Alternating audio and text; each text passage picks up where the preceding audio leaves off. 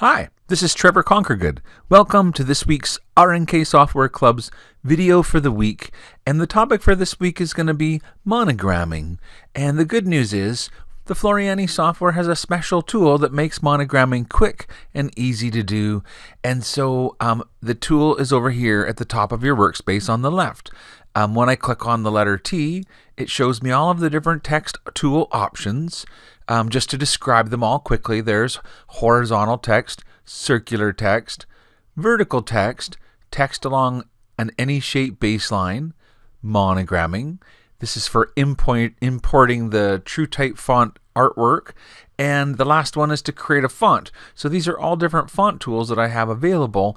And if I click on monogramming, that's what we're going to look at today. And so notice right away, I'm just going to zoom out, that my cursor has the letter A attached to it. So I know that I'm ready to make a monogram or some kind of text.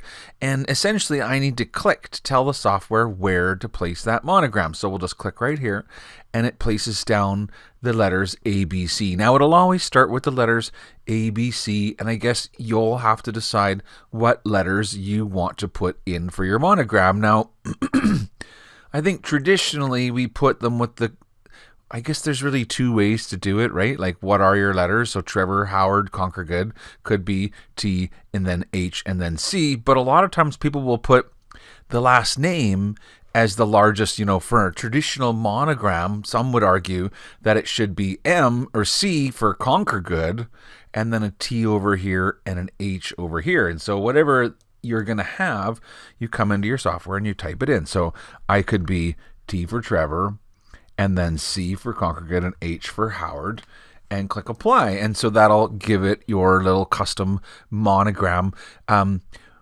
When you work with the monogramming tool, you'll notice that the properties box is a little bit different than when you do your regular text. There's not as many options for doing changes, but there are also some special ones that relate to monogramming. Specifically, the decor button is one of the ones, and this is going to depend on which letter style or which font that you choose. But notice where it says decor, I can click and choose from a series of different kind of like frames or little end caps that could go around my monogram or beside it, like this. And so they are, not every font will have those. So if you click on your font list, as you scroll through the different monogramming fonts, the ones like this one, Garden Monogram, has leaves and wreaths that go around the fonts. The monogram. So if I change to this Garden Monogram and click apply, it's going to update my monogram to have one of their decorative borders around the letters. But like I was saying, not all of them have it. And so if I choose this Gaudi one, notice that there's no little sort of extra things shown around the text in the pop-up, the little flyout window that shows me what the texts are going to look like. Well, only the ones that have the little doodads in the picture are the ones that come with the extra decor. So if you choose one that doesn't have extra decor, like Happy, and click apply, it's not a problem. You just get the letter C as the biggest letter and the letter T and the letter H as smaller letters. And that's kind of how it works, right? You don't have to have the fancy decor. You can just do, so normally a monogram is going to have that, a letter C, one letter larger than the others. If you try and put in like 4 letters in here, so if I go, like A, B, C, D, and then click apply, notice that it doesn't make any of the letters bigger. As soon as I get rid of the D and go back to just A, B, C, it reverts to the monogramming. So and it'll only do that if you create a monogram style of text. And so it knows kind of how to make the middle character larger. Now, sometimes we want to take control of that. And there are settings in the properties box. So for example, not just the letters, but the size of the letters could be changed in here. The spacing, so if you want more space in between your letters, come in here, increase it to 1, click apply, a little bit more space, increase it to 2, click apply, a little bit more space. You can manually control the spacing, so when you're doing monogramming, notice that there's a little handle for each letter in the monogram, and I can click on it and it will put a box around that letter. And so if you wanted to, for example, change the orientation of your monogram to go in some completely different way, there's nothing stopping you.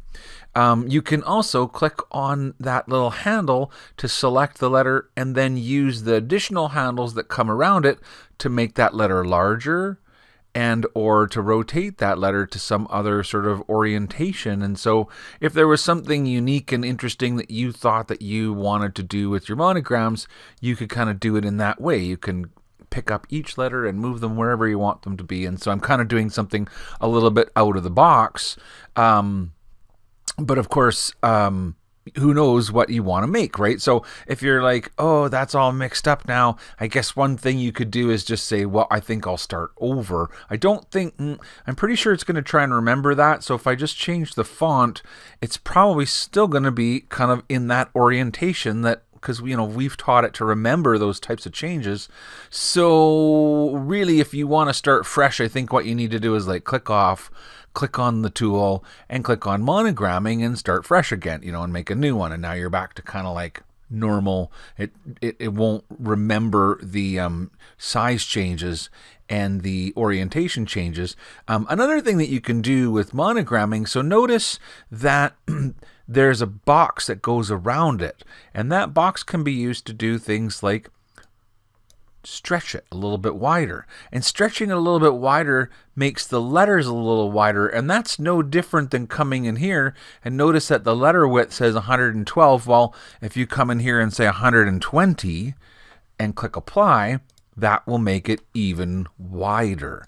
So what you're talking about is not the space between the letters, but the actual width. So 100 is sort of like the default shape of the letter, but if you're trying to condense things, you could go to 80 to make your monogram be a little shorter and tighter. Slant too, you could come in here and say, well, I want all of this to have a 10-degree kind of slant to the letters, and it's going to lean them over a little bit. And so this is kind of the fun sort of ways that you can enhance your monograms. Look through all of the different cool ones. Some of my favorite is Monogram 1 and Monogram 2, just because they seem like more of the traditional monograms to me, and they also have kind of the cool decor that goes with them, right? And so you can choose one of these cool decors to put around your monogram, and it could be a lot of fun. So this is monogramming. Now, I'm just looking at my notes to see if I was remembered to show you guys everything that I wanted to about the monogramming tool and how it works. And so let's go ahead and click on the Monogram tool and then click to start again. Okay, so another thing about monogramming is if you want to, you can right click and then change from a monogram frame back into like a circular frame or a normal path frame. And so if you don't, if you've started a monogram, but now you're like, actually I just want it to be regular embroidery text, then fine, you can do that. And in much in the same way that you could select that and right click and change it back into a monogram frame, right? So that's kind of always goes, once you've created a text segment, you can switch sort of in between the different styles. And so I think that's kind of the main gist about the monogramming. The main thing is to go through and to try the different styles, and especially to look at all the ones that have the kind of cool extra little bits that come with them, and sort of find the ones that are going to be your favorites, and then from there you can come in and update your letters to be whichever letters you want and kind of quickly create cool little monograms. And so